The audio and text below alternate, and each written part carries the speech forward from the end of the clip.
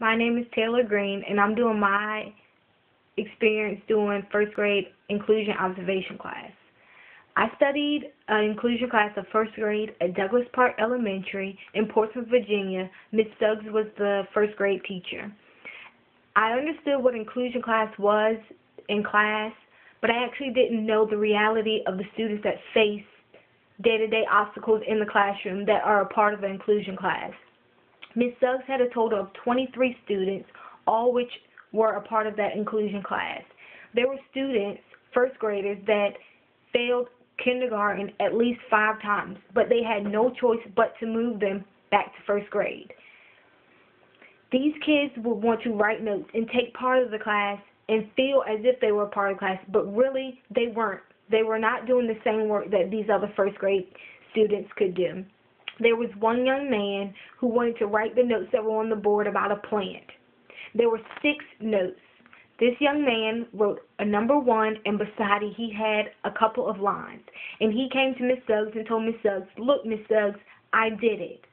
When I saw that, that truly touched my heart, to know that a child really doesn't feel that he's any different than any student in that classroom, that he tried his best and he gave his all. Miss Suggs spends one-on-one time with these students. Also, she has an assistant helper. Also in this inclusion class, Ms. Suggs takes special time to reinforce each lesson, each spelling word, each math function that these students need to know for their benchmark tests. As I went through the benchmark test to see the results, a lot of students scored really low. What Ms. Suggs does is she goes back through these questions with the students and asks them, why isn't it this answer? Why is it this answer? Why is that answer correct? She makes sure that her students not only just can guess the right answer, but understand the concept of why this answer is correct. Also, there are many helpful technology programs that are used for inclusion students. We talk about technology needed in the school. It's very important.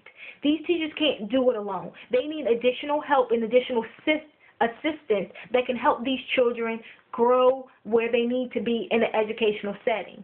Also, these students would get on the computers during a certain time during the day that will reinforce letters, sounds, numbers. They would help children know those basic words as and, the, why, who. Some of these students really did not understand, but with these educational programs on the computer, they allowed them to get extra practice. It helped reinforce.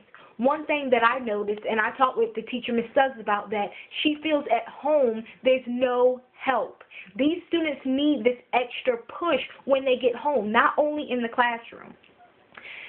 Experiencing and observing an inclusion class really touched me. It showed me that these students have faith. They want to succeed, and it's not their fault that they're not where they want to be. But as a teacher, I feel with everything that we have learned and the technology programs that we can help these children be where they need to be.